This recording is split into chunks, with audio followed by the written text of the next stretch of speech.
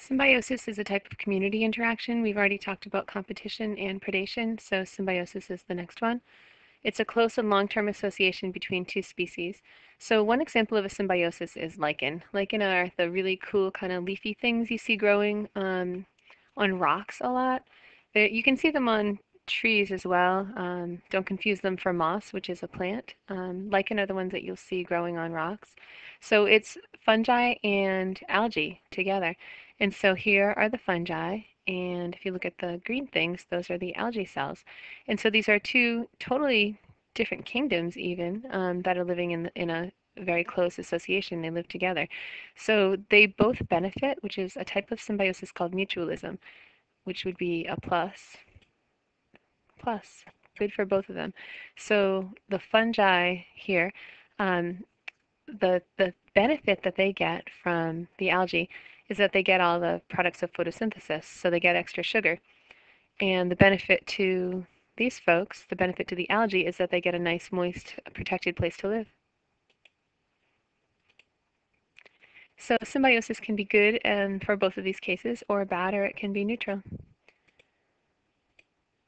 So one type of symbiosis is parasitism. So you've probably heard of parasites. A parasite is anything that benefits when the organism, the host that it lives in, is harmed.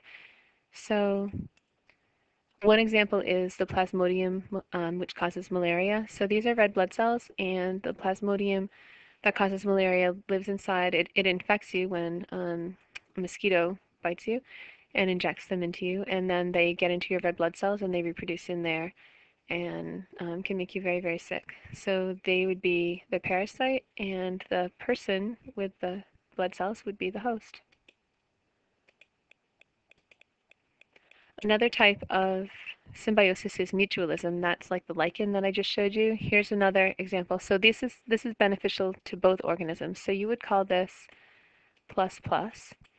So these are root nodules on some type of legume. So the legume could be a clover plant, or it could be peas or beans, any type of legume. And so these are the roots. They've teased the roots out of the soil and rinsed the soil off. And these nodules are part of the plant, but they have bacteria living in them, and these bacteria fix nitrogen. So they take nitrogen from the atmosphere, which has lots and lots of bonds. It's N2.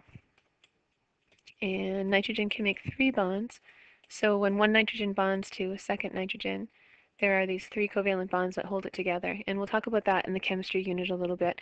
It's a very, very strong bond, and it's very hard for anything to break this. And so nitrogen-fixing bacteria are the bacteria that can break this bond and make the nitrogen available to plants.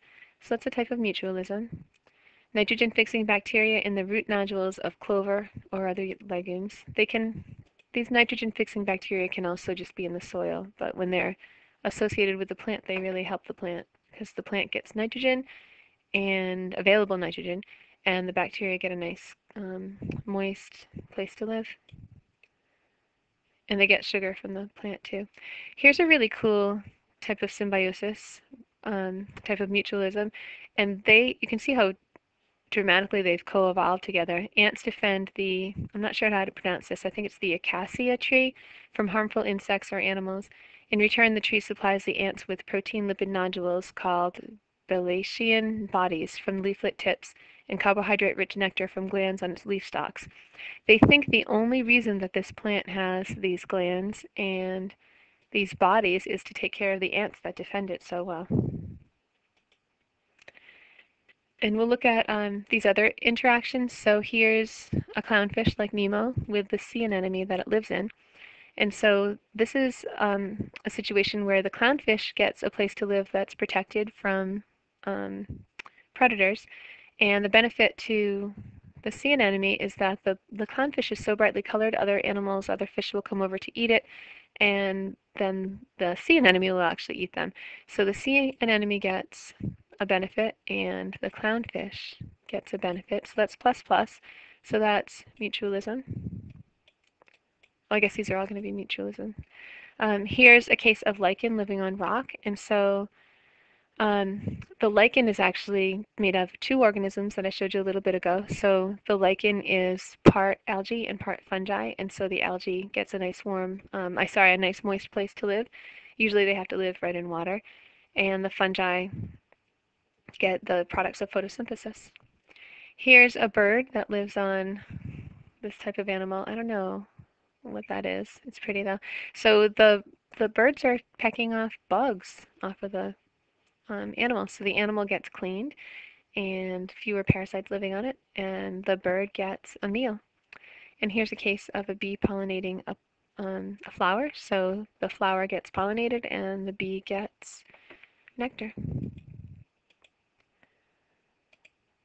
This is a case of commensalism. Commensalism is beneficial to one and no effect on the other. So you might call that plus for one and 0 for the other. So these are barnacles on a whale. Barnacles attached to the whales. The barnacle benefits by being transported to new sources of food, and it can also spread its offspring to different areas in the ocean. And the whale doesn't seem to be hurt by it or helped by it. So that would be commensalism. And that is the end of my story. Bye.